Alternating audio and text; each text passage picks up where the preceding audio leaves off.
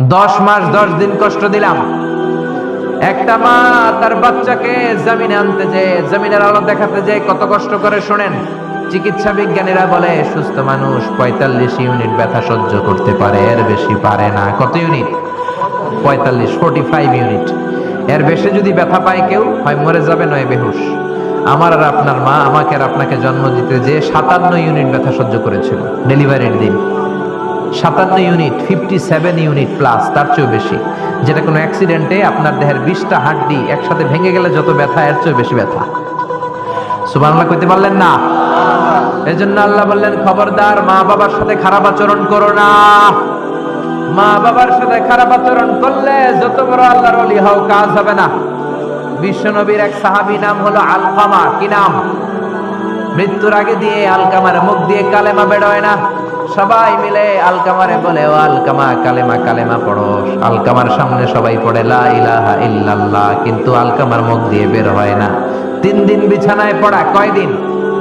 বিশ্বনবী বলেছেন, লাকিনু মাউতাকুম লা ইলাহা ইল্লাল্লাহ।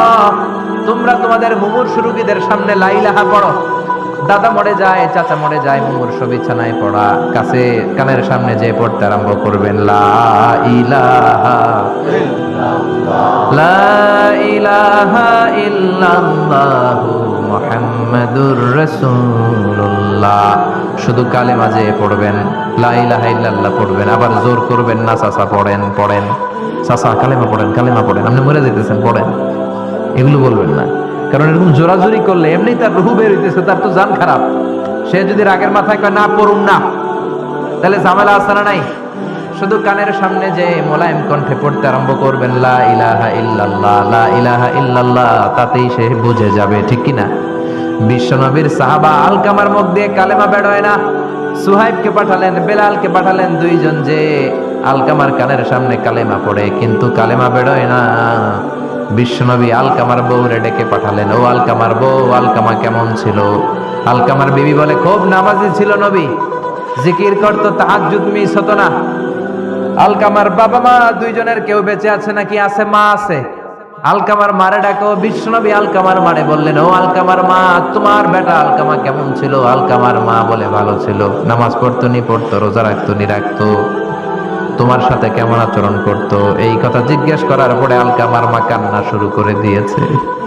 ডেকে বলে, ও নবী, আমার কথা শুনতো না, বউ পাগলা ছিল, নামাজ রোজা ঠিকই ছিল, কিন্তু আমার কথার গুরুত্ব দিত না, অনেক কষ্ট দিছে আমারে, আজ আমার মনে ব্যথা। বিশ্বনবী বলল, তোমার নিজের ছেলে কি আর করবা, মাফ করে দাও। আলকামার মা বলে, না মাফ করবো না। কি বলে? ভেজাল আছে না নাই? বিশ্বনবী বললেন, লাকড়ি আনো, আগুন জ্বালাও, আলকামারে আমরা আগুনে ফেলবো। লাকড়ি আনা হলো, দাও দাও দাও দাও করে আগুন জ্বালানো হলো। সব সাহাবীরা ধরাধরি করে আলকামারে আগুনে ফেলবে। ইন দা মিন টাইম আলকামার মা এসে বিশ্বনবীর পা ধরে বলে, ও নবী, আমার কলিজার টুকরারে আগুনে ফেলবেন না, আমার নারছেরা ধন আলকামা, 10 মাস 10 দিন আমি পেটে ধরেছি, আগুনে ফেলবেন না। বিশ্বনবী বললেন, তাহলে মাফ করছো কিনা বলো। চোখের পানি ছেড়ে দিয়ে বলে, নবী যান, আলকামার ব্যাপারে আমার মনে আর কোনো দুঃখ নাই, আমার ছেলেটা দেয়, তারপরেও আপনি আগুনে ফেলবেন না, আমি আমার আলকামারে মাফ করে দিলাম।